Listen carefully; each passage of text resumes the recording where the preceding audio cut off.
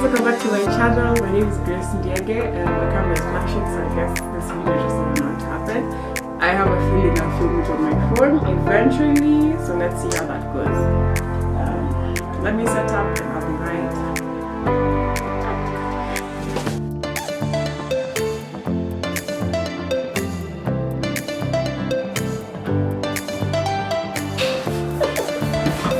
Hi guys, welcome back to my channel. So this has been a very long journey just trying to get set up.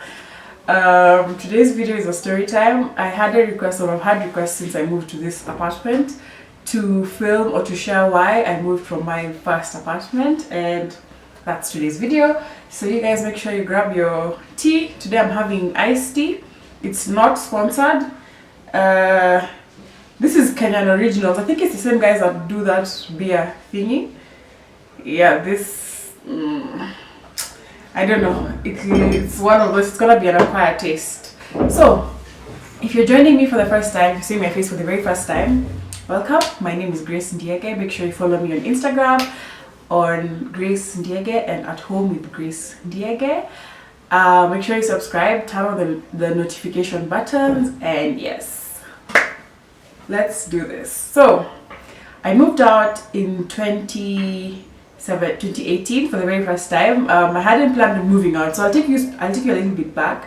I hadn't planned on moving out, but I had a bit of a tiff with my dad, and in one of those, just I think it was a heat of the moment type of thing, he was like, you know what, you have to go within a month. So I went house hunting, and I will include or I'll start doing a bunch of house hunting videos for you guys, so that you also are able to find your own place within a short time, like I did. That's if you're not too, well, if you're picky but not too picky. Yes, so I'll help you. I'll film a couple of house hunting videos with you guys, so that you guys can also be well on your way. But as I said, at the time I hadn't planned on moving out, and when my dad kind of kicked me out, because that's what it was, I don't think he thought I'd actually leave. I feel like he felt it was a bluff. So I went to a few places in the same area. I found one, like the very first house I had looked at, I was confident I was going to move there. But then for this particular place that I ended up moving to, I'd seen on the same day, it was the second house I viewed, and I really liked it. However, the houses in that particular compound were all taken up, and the one unit that they had was available on that in that December, but I didn't want to move in December. I wanted to move in January because I was traveling. I was going to Lamu first, and it was just crazy. I didn't even have, I was like, I don't think I had money for rent. Either I was waiting for, or either I took out some money to pay for my deposit, because I must have paid my deposit earlier on in December, so that when I moved in January, I wasn't paying rent and deposit. I was just paying rent for the month of January. Yeah, so they didn't have a space for me then. But then the person that I saw, the caretaker, told me that the same developers have a second house or a second property development that's coming up the road. And they said up the road, it was very, very, very, like, they literally told me up the road. Nobody even knew where it was, what it was about. But then they also gave me the disclaimer that it was a little bit in the interior side. So I didn't go to that place on the first day. Then it took me quite a bit. It took me quite a while, so I went back and forth. I was really sure I was going to move into this first place. And then over time, my sister asked me, "Are you sure?" Because when I was stuck between the two, my sister asked me a question, like, there's certain things you need to look at. Do you think if this first place that you're sure you want to move to, if you left your stuff to go to work every day, you'd be comfortable that, or you'd be confident that anytime you come home, you'll be able to find it? And that gave me quite a lot to think about, because it actually set off one of the things that I need to, you, and you guys also need to make sure you're confident in and its security. So I had a bit of a back and forth. So January came, the houses, were they ready? So I came back I spent New Year's in Lamu.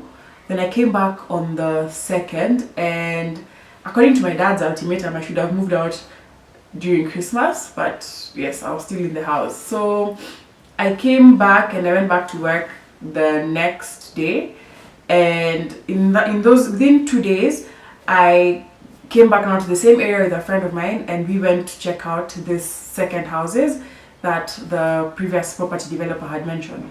So when I came to these houses, they were perfect. Have you walked into a house and it's just your aesthetic? Like, this house was amazing. The way the building had been done was amazing. Everything was good. I had elevators, I had white finishings, the doors were grey, the window panes were grey. It wasn't painted funny colors. You know how funny colors, you know you know how I have a deal with funny colors. It didn't have many funny colors painted, and so I was really excited, and I was gonna be paying slightly more than the previous house I'd found, because I remember this particular house was 16,000, and the previous house, like the one I'd found and loved, was gonna be, was it 12,000? I think it was going to be 12,000. But the thing about that other house is that I was going to keep red ochre floors in my bedroom and my living room. So they're going to tile everywhere else. So bathroom, corridors, kitchen, but they're not going to put tiles in the living room and the bedroom. And those for me were just areas where it was a non-negotiable. And then secondly, I happened to visit the area maybe 3 times. So the first time I came was in the middle of the week. The second time was, no, actually the first time I came was on a Saturday, which was chill. Then the next time I came was in the middle of the week. So I just did a little test from work, got in a matatu, came, dashed to the place and dashed back just to see what the distance was going to be between going to work, or between coming to work and going back, just to test how far it was. And then the third time I came on a Sunday. Now that Sunday is what changed my mind completely, because I discovered that it was literally not smack in the middle of a marketplace, but so close to the marketplace that there was a crusade going on. I could hear everything. Then I hadn't really paid attention, but the compound right before this particular house was a church, and the compound on the back side was kindergarten. Was it a kindergarten or a full school? I think it was a kindergarten. So I figured, okay, I need a space that's going to be quiet enough for me to be able to film YouTube videos, because of course I want to create content. And I'm thinking about it, and if the guys at church have a kesha or a night vigil on Friday, or midweek practice, say, you know how people have like those fellowship on a Wednesday or a Thursday, and then the children in school are there every single day, so Monday to potentially Saturday or Monday to Friday during the day, and they have those break times, and if not break times, there's a bell. Like, there's just a lot of uncontrollable, or a lot of variables that I wasn't too keen on. And then all 3 times I had accessed this compound, I just walked in. There was no form of security, and it was right on the road. So I kept thinking, so I'm going to pay for this place that's fairly cheap, and then move in, and then buy stuff, and then someone will just walk in and steal everything, and no one can even check. So the thing about this place, I liked it because the landlord, or the owner of the compound, lived on the unit below. However, there's a way they treated me, and on the first they didn't think I was serious. I actually thought I was a student, so they were quite reluctant to give me the payment details, because I was going to pay for the deposit for this house in like a week. I literally had the money. I was just sitting, it was waiting. I was gonna pay for it, secure the house, and just wait for January to move, because the houses were not finished, are still being constructed when I looked, or when I went looking. So they kind of interviewed me, this man and woman of the house, landlord and landlady, and they kept asking, so how many people are going to live in your house? How many people? So I kept wondering, wait, why are you asking me all these questions? Like, if I was moving in with a family or with my husband, would it matter? It all seemed so shady. So a lot of those small things put me off. So eventually I decided, you know what, I'm going to pay more for this other house. It's a significantly smaller space. However, the finishing was great. The security of the place was top notch. Like, I can't even I can't speak enough for how secure and how beautiful and how like well taken care of the place was. So I was like, you know what, it's going to be a further walk, it's going to be a longer matatu ride every day. However, there is a peace, like I have peace of mind that when I go home, my stuff is in the house. Like no one has broken into the house. There was CCTV in this particular building. What else? And they had promised that there was gonna be internet. So ended up moving in January. The houses are still being finished, a lot of it. So a lot of the houses, there are different style houses. You know how when property developers take over a space, they kind of give you options in terms of living. So there are, was it studio apartments, then so the studio apartments formed majority of the houses, then there are 1-bedroom houses. So the 1-bedroom houses had was it 3 styles? There are 3 styles of the 1-bedroom, and then there's a 2-bedroom house. And this particular compound still had ongoing construction. So whatever I lived in was block A, then block B was also coming up, and I think to date they might be at block D or E, but it was going down. Like if you walked down all the way down to the river, there was plans to do 10 blocks of it, and the houses, the particular houses, were also up for sale. So the owners of the property who owned the land, I guess, decided to change the user and then have different people come and buy particular area. So it was a good investment if you're young. That particular piece of property was good if you're going to make rent. And I know that once you had your particular unit and you've paid for it, you could have upped the rent. So anything from between 16 going up. I know I have a friend who owns one of the properties and she charges 20,000 rent for a 1-bedroom, and people pay because there's demand for housing in Nairobi and really good housing. So I really love the area. I moved in. The first few months I was almost depressed. I keep saying I wasn't too happy being in the space. Then the second month I was like, okay, started warming up to it. When I finally realized that once I personalize my space, I'll enjoy staying in it more, I started doing that. So I can't remember when it was, but I just started, decorating the space, and then enjoying and loving the space. And then as I was living, because it's my first apartment, so now I'm also saving up to buy stuff. So I bought a fridge, I bought what did I buy after? There's certain things, like my credenza. I was buying. I had just bought lighting. Then was it August?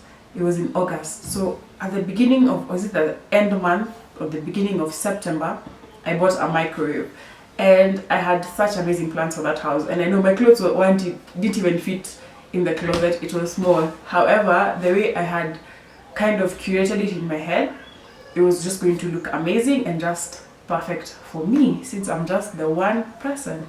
So come September, I receive a letter.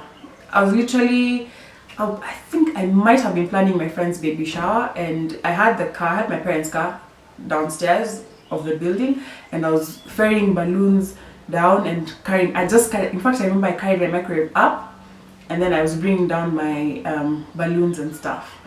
So I got a letter from the management saying we'd like to break off a contract prematurely. So what the arrangement was, that it was an annual contract, so it wasn't a contract that is open-ended until like when you intend to leave, then you write notice. It was an annual contract, renewable. That meant that at the end of the year, the landlord would choose whether they want to renew the contract with you, whether the rent would go up, and all those other variables that played a part in living and renting in Nairobi.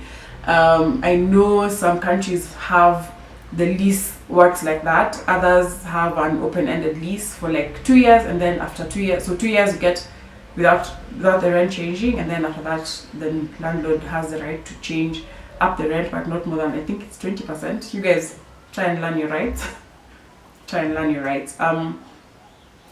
So yeah, that was it. I got the letter, and the letter said the owner of your particular unit would like to repossess it. So I started looking at, okay, fine, that's fine, but you have a block B, block C being built. Can I get a different unit in one of those, or a different unit in any one of those new blocks that are coming up? There's even a block D that's almost being finalized. when will it be ready? Can I move to one of those houses? So this is when I started realizing there's a bit of cat and mouse games going on, because every time I call the management at the main office, the head office in Westlands, they're like, oh, no, they give me stories. They're like, no, all the units are taken up completely. Not a single unit is available. Then I give them the option of, why, okay, can I then move into a studio for 2 months while I wait for the next block to be completed? And like, oh no, that block is also fully booked. So I'm like, in my head, how you can't have sold houses that you don't already have. And I know a friend of mine who was moving from the previous property that this guy's owned to this one, and he got a unit. So why, literally a week before, then the guy or the girl above me or below me had moved out, and I asked, can I move into that house? They're like, no, that house has been booked. Which I realized, okay, there must be something fishy going on. So I went back to investigate and find out, okay, what actually went wrong between this relationship. So that's when I realized in the in the compound, we had a WhatsApp group for all the house members, house renters / owners, and I had been among the first 10 tenants when I moved in January, and over time there were more and more of us. And that WhatsApp group, as if you live in any block of apartments or any group of people, you'll come to realize that these groups have so much drama. It's the funniest thing ever. And the kind of drama that is there is just, sometimes you look at people and you're like, guys, really, like, that was so unnecessary, you didn't even have to go there. So anyway, we had a few issues, as living in any place would be, and a lot of the times we used to have issues with either Uber and Taxify drivers. We had an instance where someone was stabbed because I think either they refused to pay or they charge, because you see perception. So Uber measures distance, and then perception, you think you've come far. So a lot of the times, even for me, I've been an Uber, I get home and I look at the charge, I'm like, hey. And the Uber driver starts complaining. So more than once we've had issues. We had an issue of a cab driver stabbing a renter, and the night watchman like kind of working in, and then at a different time we had someone refusing to pay the cab driver. Then we've also had instances of people saying, I'll send you a M-Pesa. So a lot of these issues will come up with the group. Then I think this other time we had, I can't remember what it was. I think the one issue that used to be constant was internet and water. So we hadn't managed to get internet this whole time, all the way till August. Was it till June? And we kept on following up personally as residents, and then also as pushing like the management to do it. Then I remember we had an issue with water. A lot of the water in our boreholes was brown, so we couldn't drink the water. I personally did not drink tap water, because anyway, like, I've grown up getting water, boiling it and drinking it, but the fact that this water was brown made it just not consumable in my opinion. So someone else came up and said, oh, they brought someone to test the water, so the water has this and this and that, the management needs to fix it, blah, blah. And anytime someone raises an issue, there's just those people who are literally add fire to the flames. So eventually these guys decided, why don't you guys look for a representative? They can come and discuss some of the issues with management. Now, being me, I've always been, so the more people come, the more people added onto the group. I've always been very vocal, and I just can't keep my trap shut. Me and opinions, we are like, it's a bad thing. So anyway, so over time I'd been very, very vocal, to the extent that a lot of the renters or a lot of the other tenants knew me by name, not by face. Anytime they met me in the lift, they're like, oh, are you? And I'm like, yeah, I am. So yes, so they knew me by name, and when the opportunity arose for them to choose a team leader or a tenant representative, they were like, Grace, go and represent us. So of course as usual, there's always that one person who nobody appoints, nobody asks, and they decide they're going to be the representative. And yes, we had another person like that who came up, and I don't know what his ethnicity was, but he wasn't, he may have been Indian or Arab, I don't know, I'm guessing Indian. But anyway, he nominated himself, and then he decided to go for the meeting with the property managers and have all those conversations. So while I was editing the videos, I just discovered that the rest of the footage did not record, or something happened to it. Either I didn't record or it didn't save. I don't understand what happened, but I'm going to finish the rest of the story on voiceover. I still have some b-roll from when you are testing the footage. So yes, here goes. Nothing. So this guy, after self-nominating himself to the board of, well, I don't even know why he was being elected a representative, or he was nominating himself to be representative, but over the next few days, he just started kind of ruling us. And I mean, by ruling, I mean he kept forcing things on us. Initially, we had wanted to go and watch football and host a party at the rooftop. Management had an issue. And then towards the end, towards the World Cup, he's like, management is throwing a party, or he's throwing a party, and everyone's invited, so please confirm. Now, people did not want to confirm because it kind of felt like it was forced. Then a little later, and I think I was working during this time, so I wasn't able to attend. So that was around July. I think that's when Obama was in the country, so I was not here, I was in Kogalo. Then back up later, when a few weeks later we had issues on the group. So we woke up one Saturday morning, and all of a sudden we could not comment on the WhatsApp group. Like, everyone had been blocked.